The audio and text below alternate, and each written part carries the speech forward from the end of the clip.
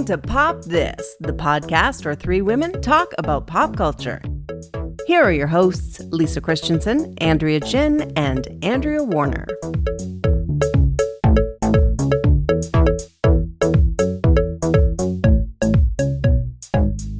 So have you ever added something to your beauty repertoire and, you just do it, and then all of a sudden you start to question whether maybe I'm not living the way I should, or this is crazy, or who do I think I am?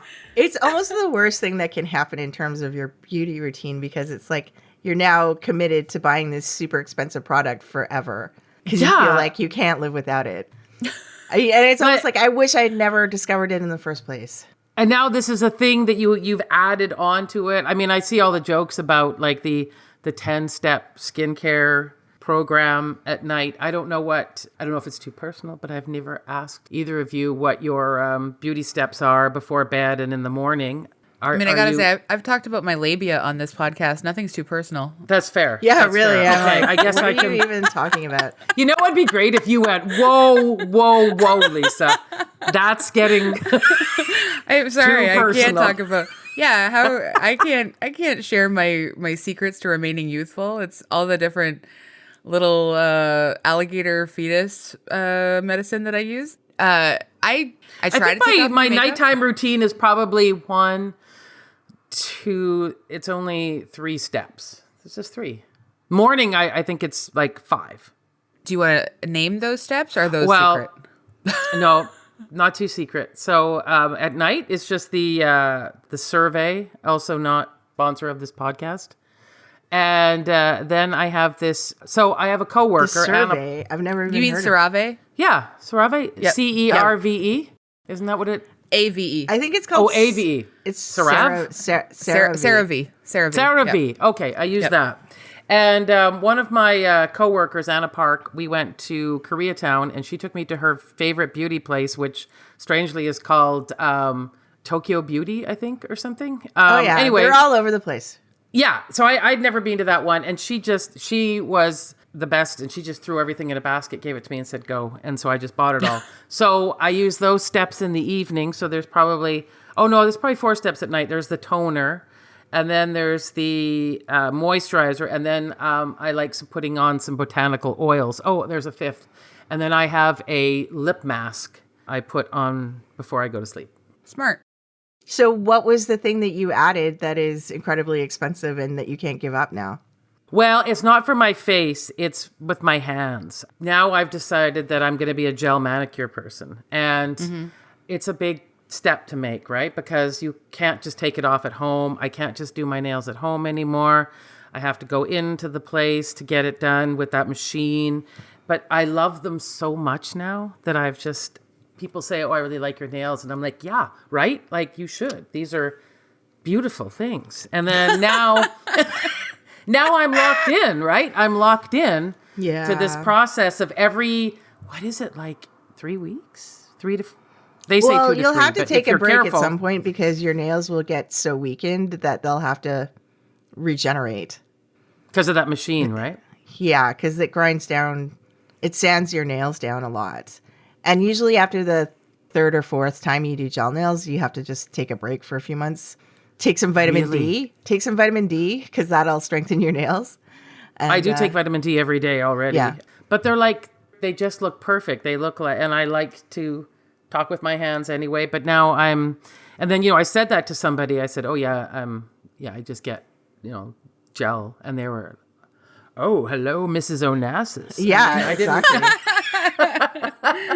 I mean, it's not hugely expensive, but if I add it up over the year, there's a good argument to be made that I don't need to be spending any of that money, for sure. Sure, but you like it. And it's like your avocado toast or whatever. Yeah. Yeah, I mean, that's how I see it, but it is funny when you tell people about your beauty steps and how they look at you like, wow. Someone will be like, oh, I read an article with Elizabeth Taylor said she only ever used whatever soap was at the sink. And I'm like, oh, I'm sorry. I didn't get Elizabeth Taylor's genetics. Pardon me, Yeah, like I think some people really do just have like the gift of incredible skin and like they drink a lot of water and that's all they really need. I mean, I'm honestly, again, going to be very forthcoming here. If I remember to take my face off at night, it's a great miracle. Wow. And I know, look, I know. What? I know, guys. I know. Doesn't your pillow get all yucky? No, I sleep on my back. Totally fine. But I also don't wear a lot of stuff anymore. At most, I typically might have on a little bit of eyebrow and then my tinted moisturizer. So I don't have a lot of stuff. No lip anymore because you're always a big, like a yeah, bold not lip at gal. home. Like if I'm out, then maybe. But at home, I don't bother. So yeah, but like in the morning, for sure, like I do a face wash, I do a moisturizer. I have this botanical spray from Murad, which is fancy, that you can use it before you put on your moisturizer, or you can use it like as a refresh throughout the day. And so I typically do it before I put on the moisturizer, and it's supposed to like be a bit of a skin tone evener kind of thing. And then I use my regular moisturizer and my sunscreen moisturizer. And then I flip between either a tinted moisturizer from NARS or a mineral SPF tinted screener in the summer. And that's my routine. But I think like the Murad stuff, like because it came in this sort of box of items that I get like seasonally sometimes. I've never paid for it at full price, but I feel like I will be committed to this, unfortunately, because I really like it and it smells pretty. Yeah, no, I love the smell. I know I buy that botanical oil from, it's just luckily it's only from Shoppers, Nux, N-U-X-E. Oh, yeah, It's yeah. French. Yeah. That smell is so glorious. I have to put that on every night.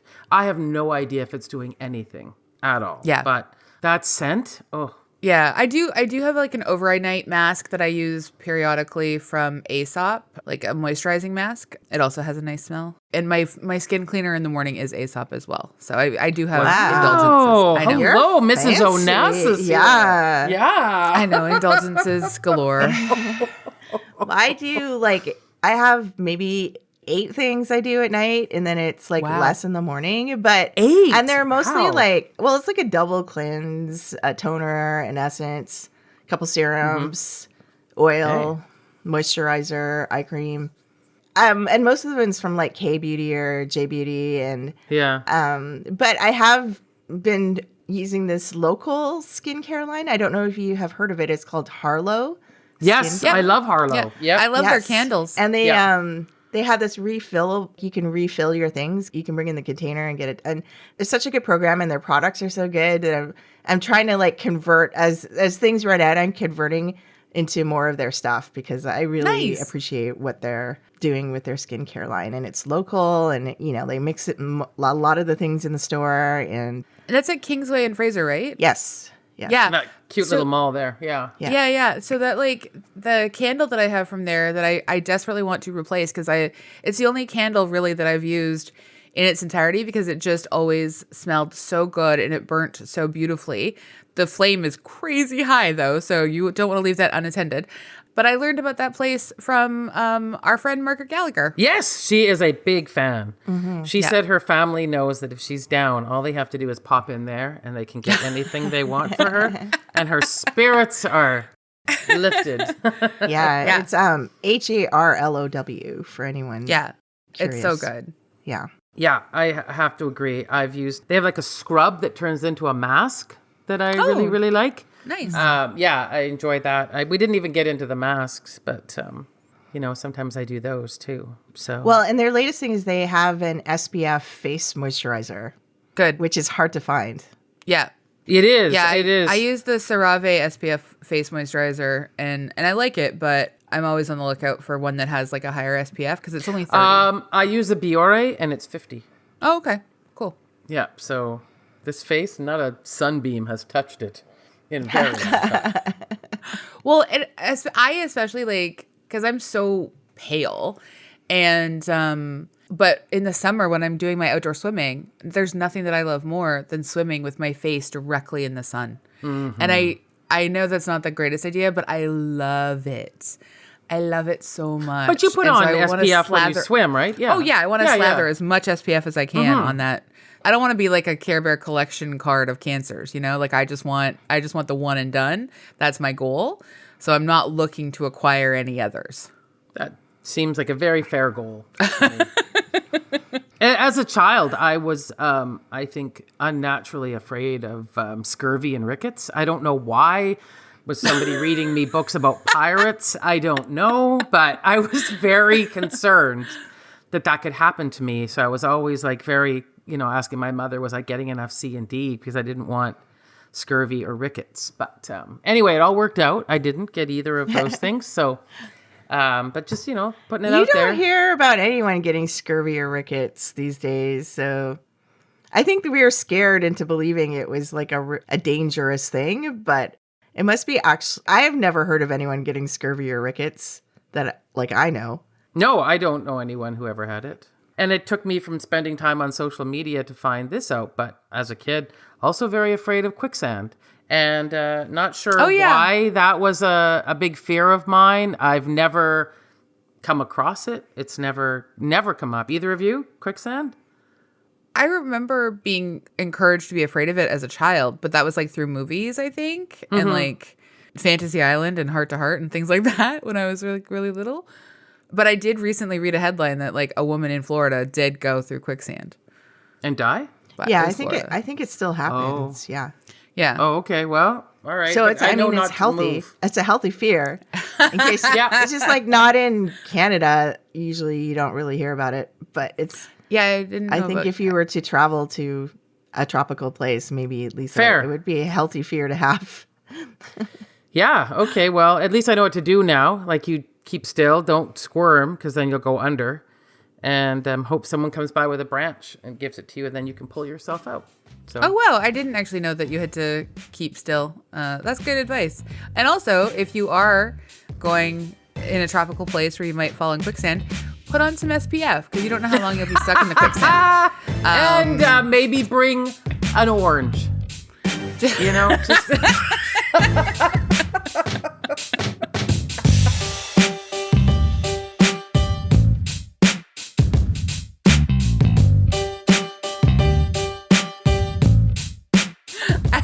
I mean, what a segue. What a segue. Is that like what a segue question mark? Because I don't know what the segue is. I'm it's excited SPF for SPF and vitamin D because it's 500 days of summer. Yay! There we go. Nicely done. Sorry. I forced it, but you know what? Sometimes you gotta. That's not a general. I was going to say that's just for the podcast. This movie forced autumn on us at the end, so you can force anything you want. This movie, I feel like this is the worst. I didn't like our musicals, 22 episodes of musicals that both of you checked out of for long periods of time, but I had to do every single episode of. I really didn't enjoy that, but I absolutely, we're 2 episodes into our Manic, Pixie, Dream Girl series, and it's worse. I hate it so much. It's worse than the musicals. It's worse than Xanadu. Wow. Worse than Xanadu is a great way to describe what we're going to do next. I'm Andrea Warner. I'm Lisa Christiansen. I'm Andrea Gin. And you're listening to Pop This. And yeah, you heard it here. We did this to ourselves. We decided that this would be something to do. And I think we knew that it would be rough. I don't know that I would recall that it was this rough. Yeah, I didn't anticipate. I didn't remember. Yikes. Yeah. Yeah. And I kind of feel kind of bad actually when you start thinking about it, because weirdly I had been watching on Netflix, just keeps giving me bad rom-com. So I was like, oh, I'll just watch Failure to Launch again. I don't know why I decided that, but I did. And anyway, playing, I guess, Jennifer Aniston's sister, Zooey Deschanel as well, who just kind of sits around in her house complaining about a bird. Anyway, I thought, oh, she is, to be fair, the manic pixie dream girl, isn't she? I mean, I do think that is... Well, she was typecast for sure. Yeah, that's what I mean. When you think I feel of like it, it was built around her almost. Well, built around her bangs specifically. It is, yeah, specifically around her bangs. Yeah. I mean, I gotta be honest, guys. I saw this in 2009. I saw it in kind of a weird situation. So I had a 36-hour trip to Los Angeles to go to the film. What's that thing where you like Launch? No, Junket? like, yeah, Junket? Junket. I went to the film junket of The Ugly Truth with Gerard Butler and Katherine Heigl. Oh, yes. And it was my first junket ever, my first and only. I've never been on another junket. And we got like flown down. Carlos came with me. We got to stay at like the Beverly Hills, like the fancy hotel in Beverly Hills, Four Seasons or whatever it is. And we got to go to this junket and we made the most of our 36 hours. The hotel had a extremely, the car cost like, anyway, whatever. Fanciest time of my life. And I barely had to pay for any of it. And it was wild and weird. And I got to do this junket with Katherine Heigl and Gerard Butler. But we went to the Grove and saw 500 Days of Summer as well, just on our own time and dime. And at the Grove Theater, these beautiful long velvet plush benches. It's not like conventional seats necessarily, like the section of the theater we were in at least. And it was kind of just the two of us, maybe a few more people. And I remember being like, oh, I'm in Los Angeles having this like wild, like weird experience. And I'm watching this movie set in Los Angeles. And I remember like kind of enjoying it. It was 2009. And I feel like this is one of those movies where at that age, I should have known better because I was 30 years old, but I didn't.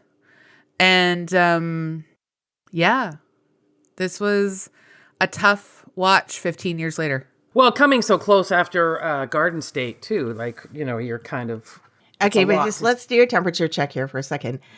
Is it better? Do you feel it was better or worse than Garden State? That's really hard for me because Wow. Big yeah, question. like I'm gonna just say better. I feel a little bit better. And should I say why? I'll just say why. Go for it. Because I felt that, I mean, although there are tons and tons and tons of problems with it, I do feel like there was, by the ending of it, the Joseph Gordon-Levitt's character was brought back down to size for being an idiot. And there was a little bit of a moment where we got to see our manic pixie dream girl have a life and be a person and show some real thoughts and feelings that weren't quirky things. And so for that, I will give it the better review. yeah, like I think that this movie has a lot more overt misogyny, but we're meant to understand that that's a failure of the men on a lot of levels, like that these men aren't necessarily the good guys they think they are. And so like on that level, I think that this movie has a bit more self-awareness. Some of its filmmaking quirks I like as well. But I think Garden State has Peter Sarsgaard and like and he's so good in it. You know what I mean? Like he's so good. I think, yeah, it's hard. Because I think we should do a ranking of the Manic Pixie Dream Girl movies at the end of this. Of course. Absolutely. Yes. Yeah. For right now, they're tied for me, but like maybe I just need to sit with it for a tiny bit longer. They're tied for me in that they're both disappointments on rewatch. Yeah. I think maybe 500 Days is a slightly better movie for me at this point because at the end of it, I realized that, you know, like you can watch the movie now and look at it as like, this is the way some young men viewed relationships in 2009. Nine. And see it as just like an example of attitudes that some men had. And if you view it like that and you don't feel like you're supposed to empathize with the main character or like you just see it as this picture of 2009, it's kind of fascinating because like it feels like I hope that we've come pretty far since then, like in terms of our attitudes towards stuff like that. Whereas like I didn't feel like with Garden State, you can step away from it like that and look and view it like that. Well, I also don't think Zach Braff as the writer and director of that film thought his character was someone who actually needed to really grow that much. Mm-hmm. Like he needed to heal from a few things, but that somehow like his attitudes and his treatment, he never gets called on the whole like I remember that line, I like that about you, when she's innocent and stuff like that. Like, he never gets called on that. Joseph Gordon-Levitt's character, Tom, gets called on it repeatedly throughout the film. Not enough, but like repeatedly. So I feel like we're given to understand that this is a movie that has a critical, like almost an anti-hero in its lead. And to compare the two of them again, when you look up the backstory, that they're both very autobiographical. Like the filmmaker for 500 Days of Summer, this is his story. He had just broken up with someone. This is the writer. Yeah. Yeah. This was, and the same with Zach Braff. That was his own story too. So it's a bit, I think sometimes while you're watching, you just feel that, I don't know if it's a stink. Let's call it a stink of indulgence, like just. I was going to go with scent, but scent is nice. No, stink is good. Yeah. The odor of indulgence. The odor of indulgence, where you're just, this is you working through some stuff, and why am I here? And often feel like you're just witnessing someone's therapy session. Yes. I know people could argue that that's sometimes what our podcast is, but like, whatever, you signed up for it. We're not getting paid for it. Mm-hmm. But like, these movies are multi-million-dollar films that were just, like, if people had just gone to therapy, we might not be watching this movie. No, and also, who is bankrolling these? Like, is it some guy who's going, oh my gosh, this rings true to me. This happened to me too. Like, in terms of the conversation we always have about having to see the same stories over and over and over and over and over again. Yeah, of course it is. Yes. Some dude in Hollywood has gone, oh yeah, my heart was broken by some horrid woman as well. Let's put the money in here. Like, people need to hear this. Or like, my dream girl is a brunette with bangs and blue eyes, big blue eyes as well. Yeah. It was really telling last week when he talked about how there's like some quote from Zach Braff recently about how he was talking about how he just wanted to create a movie that featured a character that he felt would fall in love with, like this is his dream girl. And I feel like that is basically the crux of every movie we're going to watch from now on in this series. It's just some dude wanted to create a female character exactly like the one he would fall in love with in an ideal world and make her do the things that he dreams she would do. Like, tell me about architecture. I don't know anything about architecture. While you're drawing on my body, I truly almost died. Like, I left my own skin behind and just watched that from afar. And I was like, wow. Yeah. Wow. Yeah. And like, well, that's kind of, fantasy, dress her up in sort of, like new takes on basically 50s dresses. Could you, so the line that it had never hit me in 2009 when I saw it, and I have not rewatched this movie since, but when they're in the bar and Tom is like criticizing that one girl's outfit and how she has tattoos and girls from the 60s like knew how to dress, and like Summer like just very quietly is like, maybe she likes it. And like, and he is not hearing it at all. And like, then she makes a joke about how she's going to get tattoos. And then it devolves from there. Like that particular, like, I don't like, this is the first time that we've really had her voice or at least the movie has allowed us to see her kind of like in opposition in the lived moment of their relationships. Not just her making these declarations about how she does not want a boyfriend, but he hears like no as yes. And like that sort of like being the guiding mantra of their relationship. And just to like have her be able to say like maybe she likes it and him just bulldoze right over it. Like such a yikes moment when you are talking to a person in real life. And I've had those moments talking to different men in real life. And at the time, I probably didn't understand fully how much of a yikes moment that was. But like later on I did. God, Tom's not a good dude at all. Well, okay, here's my big question. Hold on. Okay. We haven't done the background or synopsis. Sorry. For this. You're right. Okay. You're right. All right, because I have a big question to ask after. So, okay. Okay. Put a pin in it. Let's, Don't forget your question. Nope. Oh my God. All right. AG, do you want to read the background? Sure. 500 Days of Summer is a 2009 American comedy drama film directed by Mark Webb, written by Scott Neustadtler and Michael H. Weber, and produced by Mark Waters. The film stars Joseph Gordon-Levitt and Zooey Deschanel and employs a non-linear narrative structure, with the story based upon its male protagonist and his memories of a failed relationship. An indie film, it earned $60 million in worldwide returns, far exceeding the $7.5 million budget. Many critics lauded the film as one of the best from 2009. The film received Best Original Screenplay and Best Screenplay awards at the 25th Independent Spirit Awards and 2 nominations at the 67th Golden Globe Awards for Best Motion Picture Musical or Comedy and Best Actor Musical or Comedy. Okay, there you go. Best. Yep. A lot Can of I just awards, a lot of awards.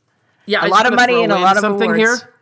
Yeah. I know we make fun of the Oscars all the time. However, they knew best to stay away from this. That's all I'm going to say. There are no Oscar nominations in that sentence. So there we go. Lisa, do you want to read the synopsis? Sure. So Tom, played by Joseph Gordon-Levitt, is a greeting card writer and hopeless romantic, and is caught completely off guard when his girlfriend, Summer, Zooey Deschanel, suddenly dumps him. He reflects on their 500 days together to try to figure out where their love affair went sour, and in doing so, Tom rediscovers his... Oh, I'm just choking on this. True passions in life. Sorry. I will say, like, it's interesting that they nominations for screenplay and acting, but like to me, what the sort of highlights of this movie, watching it now, are like the editing and the sort of like stylistic elements to the movie that still look really good and are still like an interesting way of telling a story. Mm-hmm. I like the nonlinear structure. Like, I will say those are my favorite things about the film is like the nonlinear structure, how it's all edited together, and then the weird breaks from reality. Mm-hmm. I like all of those. I love a no reason to be there dance sequence that, you know, all these things please me. Mm-hmm. And those are the best things about the movie. Yeah, but it's a curious thing to suggest. The things I'm thinking about right now is if I had the writers here and I could talk to them, I would say, why is this a failed relationship? Where all relationships are supposed to end in marriage, and like it was a relationship. Why is it considered a failed relationship? Like that's a very peculiar way of wording it. Mm-hmm. It's so rooted in his fantasy though. Yes. Like, you know what I mean? And like we can never escape his fantasy. No. And I felt, did you not feel like the ending could actually be the setup for a horror film in which like his poor next girlfriend, Autumn, is like in this situation with him and like, oh my God, Minka Kelly, get out as fast as possible. Were you screaming like, run, at the, I really was. I really was. To Autumn? Yeah. Well, okay. So I put a pin in my sentence, the thing I wanted to ask. And again, if I'll ask both of you, but if I have the writer here, watching it again in 2024, I am struck by the fact that this man is so toxic. Mm-hmm. When it was made in 2009, were you thinking that? Or was he just a regular guy then? Is that who we were in 2009? Just, this is...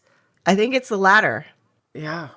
Because this movie was so incredibly popular. $60 million for an indie film? That was normal in 2009. Yeah, and now I'm watching it and I'm just like, what is wrong with you? You are not interested in having a relationship with a person. She told you from the outset, and she even threw it back at you saying, are you sure? It's really fascinating. Are you sure? Because some people get upset about this. No, I'm good. So we were, I guess at the time, supposed to identify with his belief that love conquers all, or what? I don't know. But I wonder, like, in the scene where when it finally clicked for me, like, I was just I hated this movie so much until we get to the scene where they do a split screen and it shows what is happening in reality and what is happening in his like fantasy. And it's sort of like side by side. And I've never really seen that in a movie before. So that was kind of really I like cool that effect. a lot. Yeah. And then from that point onward, I was able to be like, oh, the reality of this movie, and they understand it as filmmakers understand it, is completely different from what is going on in this guy's mind. And that makes the movie easier for me to watch and not have to hate watch it through the whole thing. Well, I agree. And that's why I think it's actually a little column A and a little column B of those two options that you gave us, Lisa, because like, I think that in 2009, Tom was sort of a better guy than other guys. Like, and I think we are supposed to have that. But I think the filmmakers and the film know that even though he's a better guy, he's still not a good guy. Yes. And the film tells us that in like specifically in that sequence, it shows those flaws and failings of, but it's giving us hints the entire time that like Tom is absolutely not interested in who she is as a real person. He's just interested in her checking all the like marks of his fantasy girl. And that's it. And I think the nonlinear storytelling, like when we get this precocious 12-year-old in Chloe Grace Moretz, who's Tom's sister, like how these two siblings have grown up in the same house and she's so wise and he's so narcissistic. I don't really know, but like whatever. Again, maybe it's the age gap in their existence. But like, when she says, can you like think about it really without basically the rose-colored glasses? Like, has it actually been good? Zoe tries to tell him in the beginning, too. He's like, I would never stab you. And she's like, no, I'm Sid, when he's talking about, like, Sid and Nancy. Yeah.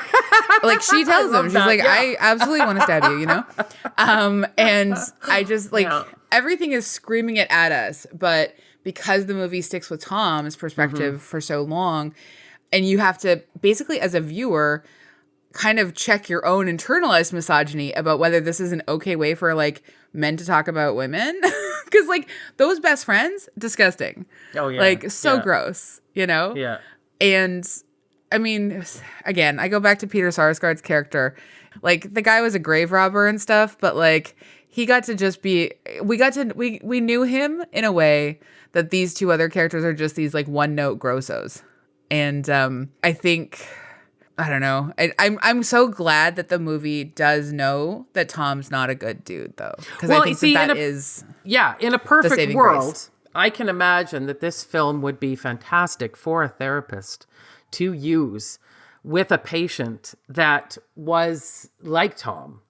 This idea that it always seems like when people say things like you've really got to learn to love yourself before you can have a good relationship. You hear people going, that's the dumbest thing I've ever heard.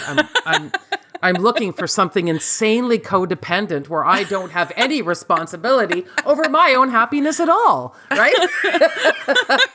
Which, all the power to you if you find that. Yeah, if you find it, cool. If you find that.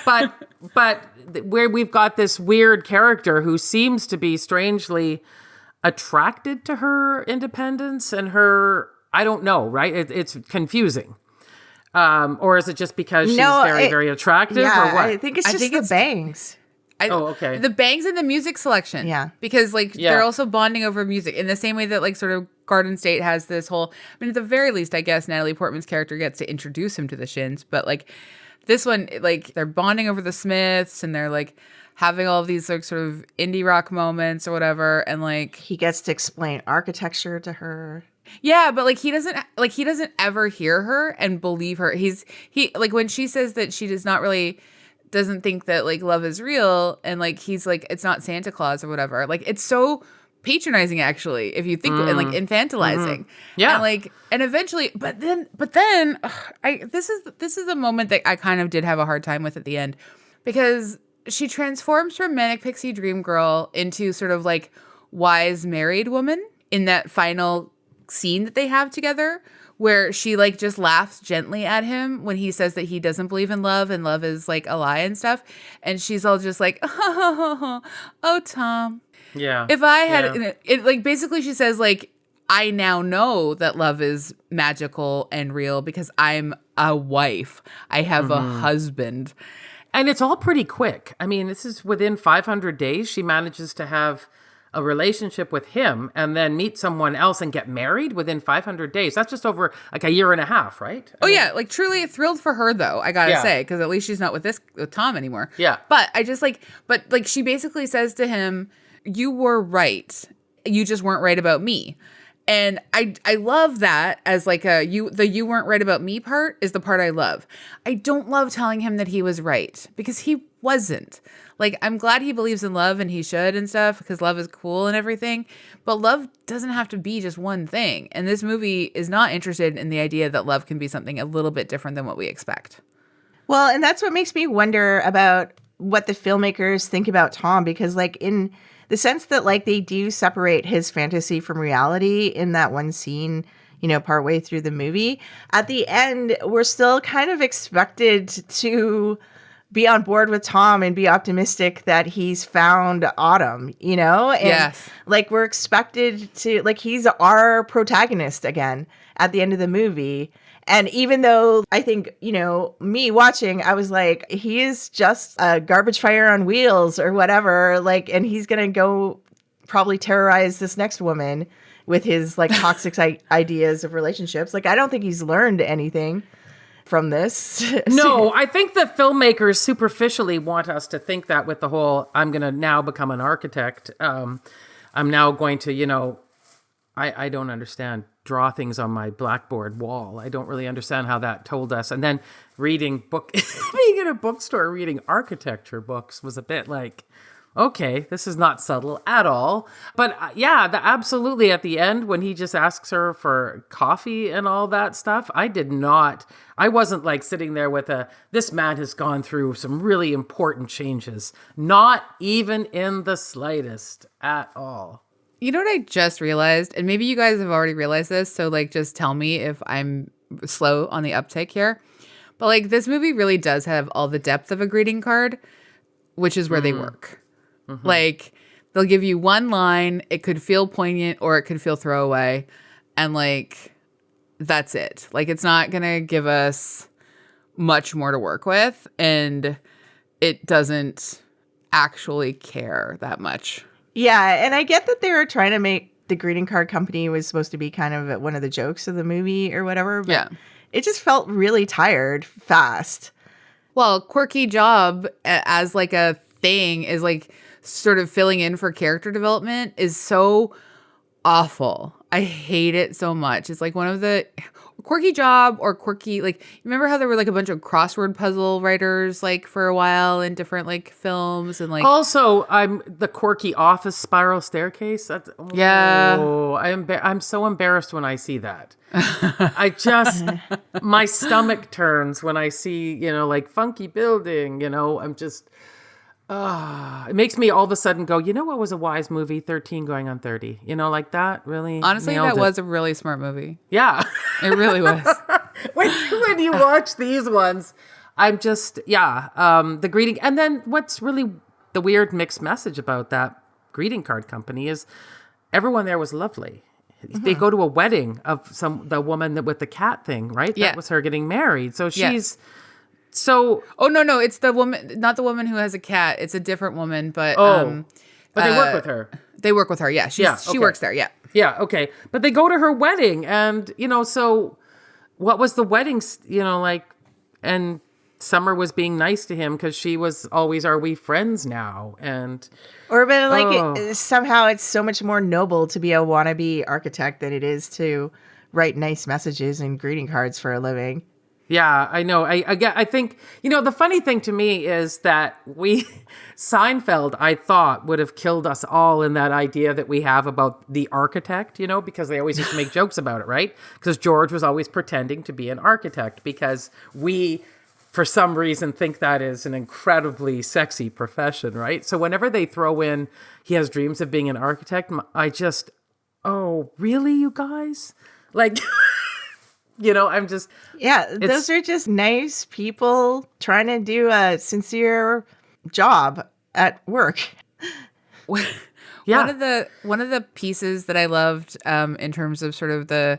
I don't know if we'll call it innovation, but sort of like those fun surprises throughout the film that are like about the cinematography and some of the decisions. I loved the faux French film. I really... With the mime? Really delighted in that because I thought that was...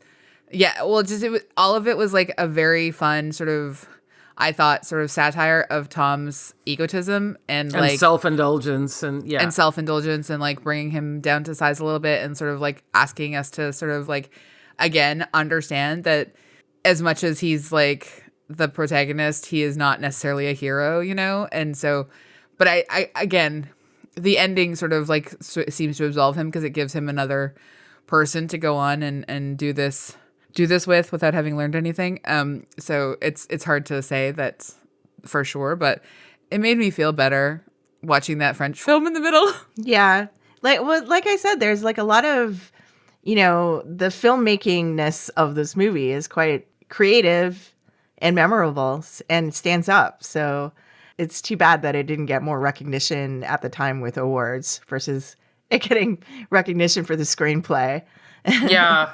I mean, Yeah. we also had another hint of Tom's personality when he said he misread The Graduate, because that is not a happy ending. Oh my God. When he says that he misread The Graduate, and then we get the scene so much later where Zooey Deschanel's character is weeping at the end. And like, then they go and stand outside the theater and he's trying to understand why she's so sad. And she just knows that there's no point in articulating it. I don't know about you guys, but I have been in sort of those situations occasionally where I am utterly devastated by a film and I go outside with whoever I've seen it with and they're just like, oh, did that got you? Like what's going on? And I'm just like, I've had that too. Honestly, if I have to explain it to you, there's no way you'll ever understand. Like I just can't.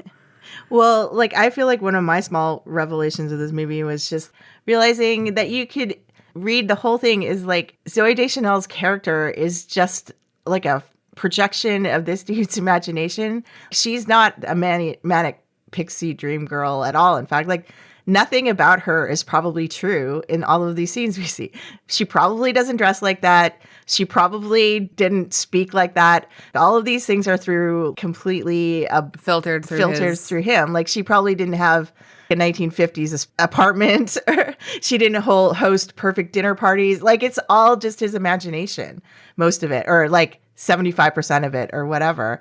And I had not thought that's an additional level that I had not considered. I mean, I knew that like the expectations versus reality thing was like, but I had never considered that like perhaps like all of her conduct is entirely filtered through him. Yeah. God. I'd be curious to hear like an in-depth thoughts from Zooey Deschanel about the Manic Pixie Dream Girl and how she has gotten typecast in it, and whether, I mean, she must have to deal with this in real life too, because this movie kind of, and other things, projected on her that she was this like ideal woman for the age. And she must have had to deal with that in real life, with men coming up to her and thinking that she was this person, and how awful and annoying that would be. She has talked about the term and how sexist she thinks it is, but I don't know that she's gone this step further and thought about how the term itself, like, yeah, while sexist, it sort of is naming something that people were doing, men usually were doing to the women characters that they wrote. Mm-hmm. You know what I mean? Like she has bristled, I think, a lot at being called like the ultimate manic pixie dream girl, because it like takes away her actual like autonomy as a human being, of course. I don't remember reading any interviews with her where she has like thoroughly examined sort of like why that term had a place in a time, even if the person who coined the term has like said he wishes he never did that. Yeah. You know what's funny though, because I did see a little meme and it was it was from a sketch of Jordan Peele, and he's just sweating a lot. And the little caption just said, Christopher Nolan when he has to write a female character. And so, I mean, I think we're just sadly so used to seeing women so badly written. I mean, what is the poor part of his sister too, right? Like had kind of what she made me think of was when I read Catcher in the Rye, mm-hmm. and Holden Caulfield has that sister Phoebe, and good old Phoebe, and she's always coming around and giving him advice.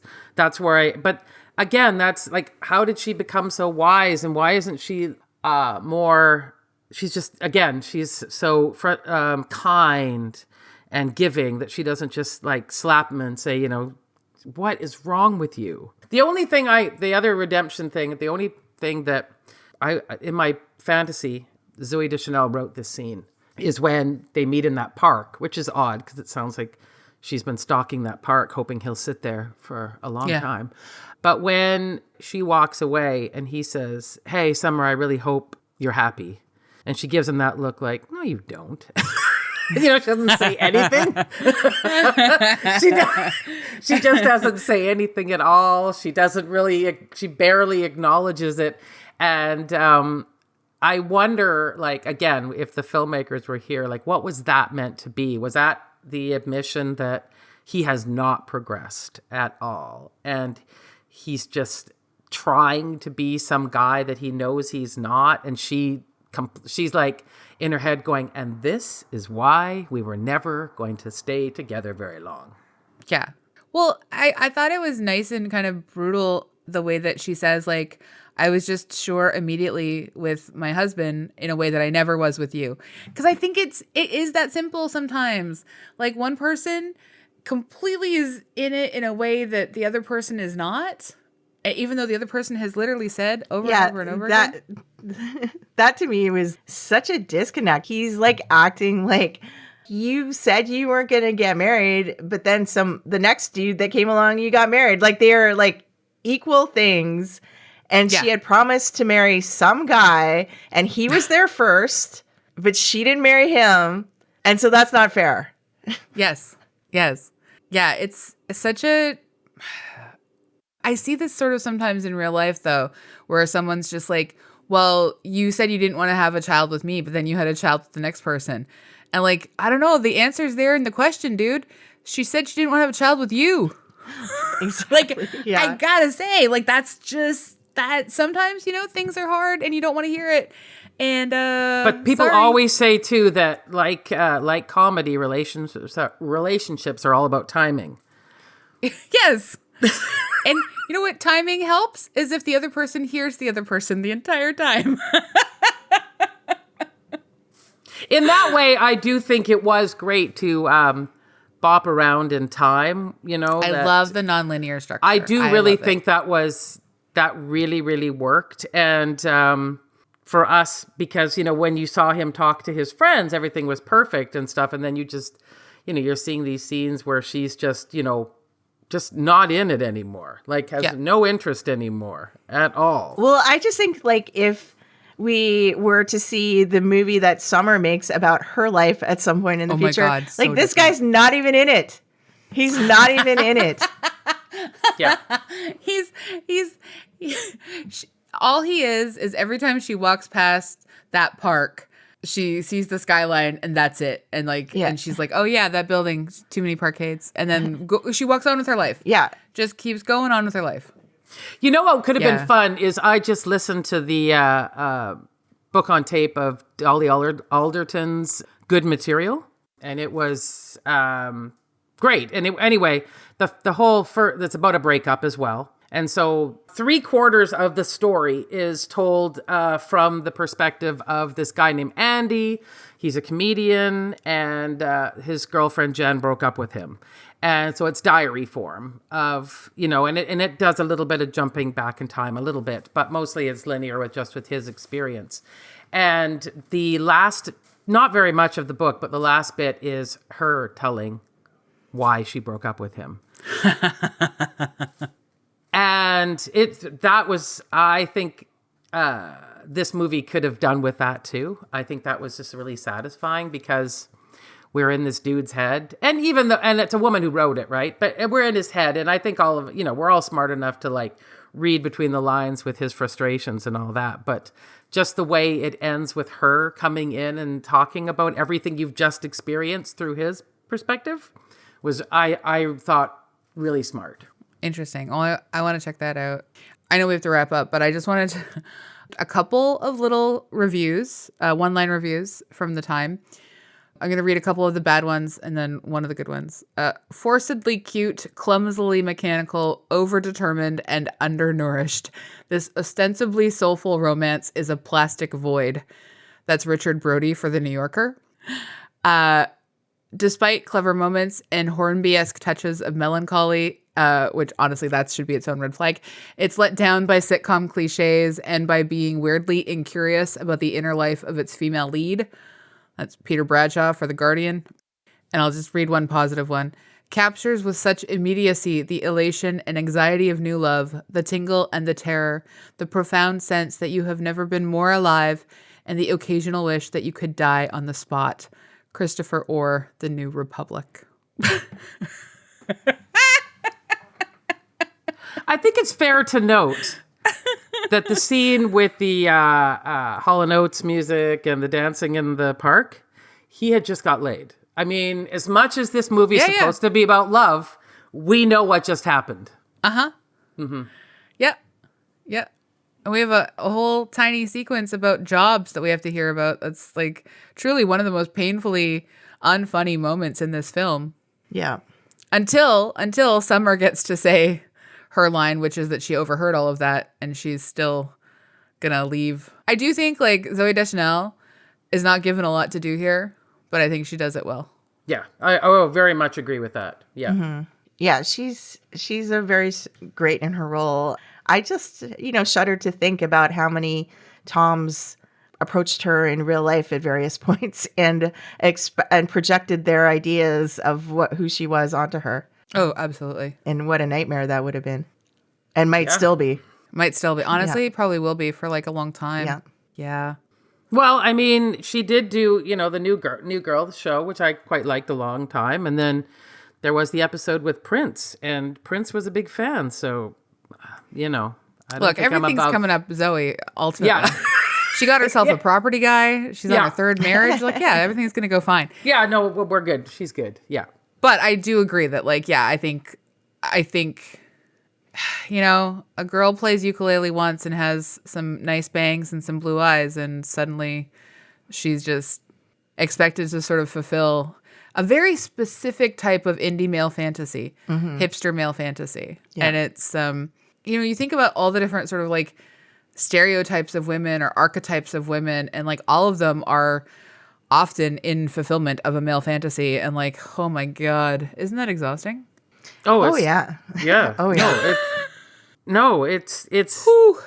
And it's sad to think there might be someone watching it too that is like taking instruction from it or something. Like maybe if I acted that, you know what I mean? Like, yeah. And that's actually one of the reasons I think that the like New Girl, some people started to try and say that it was like the Manic Pixie Dream Girl come to life or whatever. But like that show is so much about showing the cracks under that kind of facade. Mm-hmm. And it's made by women who want to challenge a lot of sort of sexist presumptions about whatever, it's fine. Yeah. I also do think Joseph Gordon-Levitt, like his character sucks, but he's hella charming because that's just who he is as an actor. Yeah. Yeah, and we should also note that film critic Nathan Rabin coined the term Manic Pixie Dream Girl in 2007 in his review of the 2005 film Elizabethtown for the AV Club, which we are going to be talking about next week. Yay! I know, ongoing nightmare. But I do think like our discussions of it have been like pretty compelling. Like at least I felt like compelled talking to you guys about it and like thinking about it and sort of unpacking it all. And I know, again, Nathan Rabin did like apologize for coining the term like 7 years ago or whatever. And I know that, but again, I think the fact that like we can unpack these things and he did call attention to it, I think it's better that we get to sort of name it and talk about it and address it rather than sort of pretending it didn't exist. Mm-hmm. Yeah, agreed. Mm-hmm. Yes, absolutely. So I know the answer to this, I think, but does 500 Days of Summer pop? Not for me. No, I can't think of any circumstance in which I would recommend someone watch or rewatch this movie. If you didn't see it the first time, that's fine. Yeah, I agree. I think the only things that I would say that for me pop are the things that we've talked about, which are the filmmaking techniques and some of the risks inside that and the nonlinear structure. But like, I don't think that any of that is enough of a reason to watch this movie. No, I think it's very unsatisfying. And at the end, I think you just, you don't even get to feel like you watched some really honest depiction of relationships and how challenging they are. So you don't I don't mind feeling crappy after a good film, but I really hate feeling crappy after a bad film. I agree with you. That about sums it up.